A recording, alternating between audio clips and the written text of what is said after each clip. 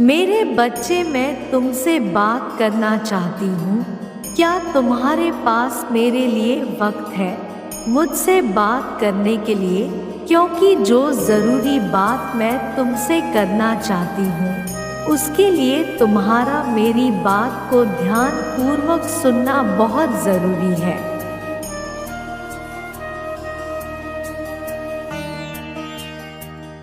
इसके लिए तुम्हारे पास वक्त होना उतना ही ज़रूरी है जिससे मेरी बताई हुई बातों पर तुम ध्यान दे पाओ। मेरे बच्चे, जीवन में सुख भोगना सभी के लिए सौभाग्य की बात है। मेरे बच्चे, तुम मुझसे बता सकते हो कि तुम्हें क्या तकलीफ है।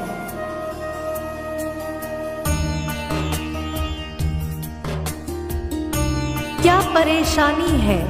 किस कारण से तुम परेशान हो? मुझसे जब चाहे एक निश्चित समय पर बात कर सकते हो। मैं तुम्हारे हर सवाल का जवाब दूंगी और देता भी हूँ, परंतु तुम्हें उसको सुनना और समझना होगा क्योंकि यह सत्य है। मैं जवाब देती हूँ।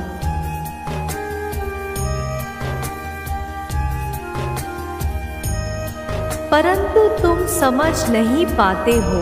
तुम जब भी मुझसे कोई सवाल करते हो उसका जवाब तुम्हें तुम्हारे हृदय में विराजमान मैं स्वयं देती हूँ, परंतु तुम हृदय की बात को सुनते ही नहीं हो। तुम बस सवाल पर सवाल करते रहते हो।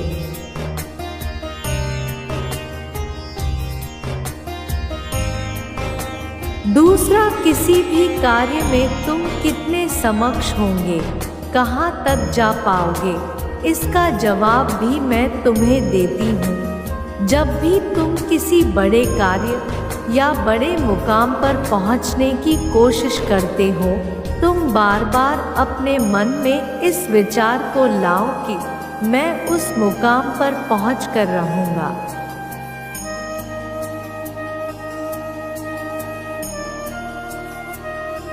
उसके पश्चात तुम्हारे हृदय में यह बात आती है कि यह कार्य पूरा नहीं हो पाएगा, तो निश्चित ही समझ लेना वह जवाब मैं तुम्हें दे रही हूँ। तुम्हारा यह सोचना कि मेरा कार्य कब पूरा होगा, परंतु तुम्हें अपनी प्रार्थना में ये शामिल करना चाहिए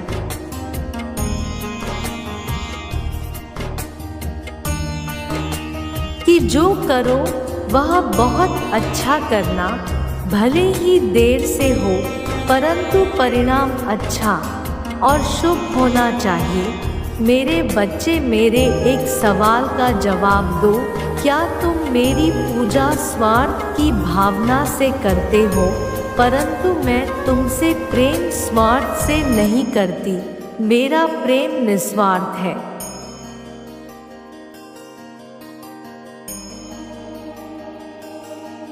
तुम भी निस्वार्थ भावना से मुझसे प्रेम करो।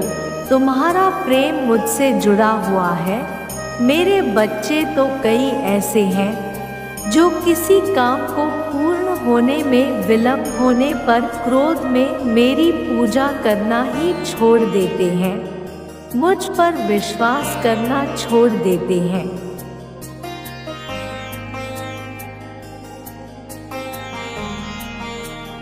उसके पीछे का कारण ही नहीं समझ पाते। मेरे बच्चे, तुम यह मत भूलो कि मैं सब तुम्हारे साथ हूँ। मेरे बच्चे, तुम मेरे लिए बहुत खास हो क्योंकि तुमने वह किया है जो कि मुझे बहुत प्रसन्न कर रहा है। मेरे प्रेम की कसौटी पर तुम खरे उतरे हो।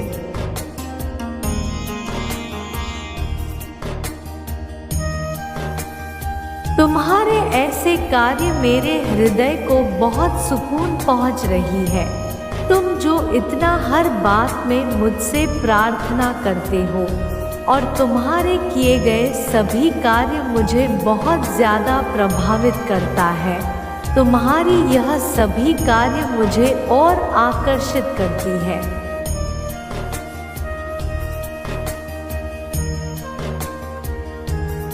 हमेशा तुम इस बात का ध्यान रखते हो कि जब भी कोई असहाय व्यक्ति तुम्हारे सामने से गुजरता है तो तुम उसे मदद अवश्य करते हो।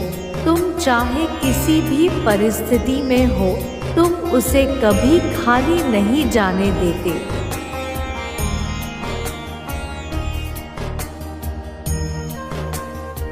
मेरे बच्चे, तुम कामयाबी के हकदार हो, क्योंकि तुम हो जिसने ऐसे समय को अपनी ओर आकर्षित किया है जिसका मार्ग कामयाबी की ओर जाता है।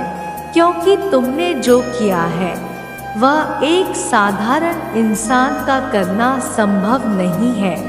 मेरे बच्चे, एक ऐसी शक्ति तुम्हारे पास है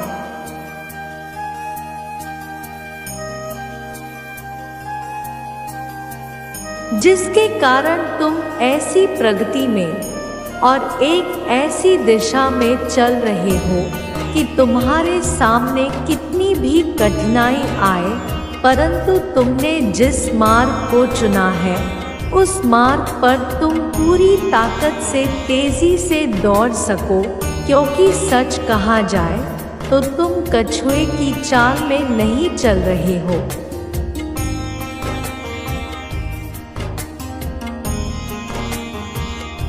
बल्कि तुम एक चीते की चाल में चल रहे हो।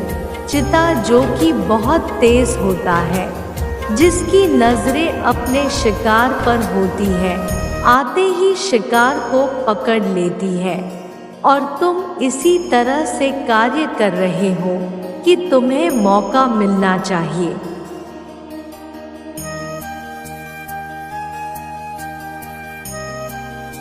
मेरे बच्चे, तुम्हारी एक बात और है, तुम बहुत जिद्दी बच्चे हो। जिस कार्य की ठान लेते हो उसे पूरा करके ही दम लेते हो। यह जिद्दी तुम्हारे लिए कामयाबी का एक बहुत बड़ा हिस्सा है।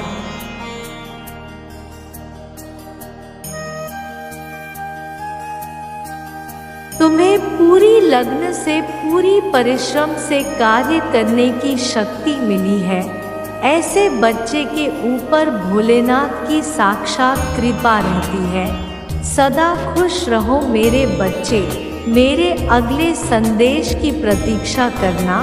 मैं फिर आऊंगी तुमसे मिलने के लिए।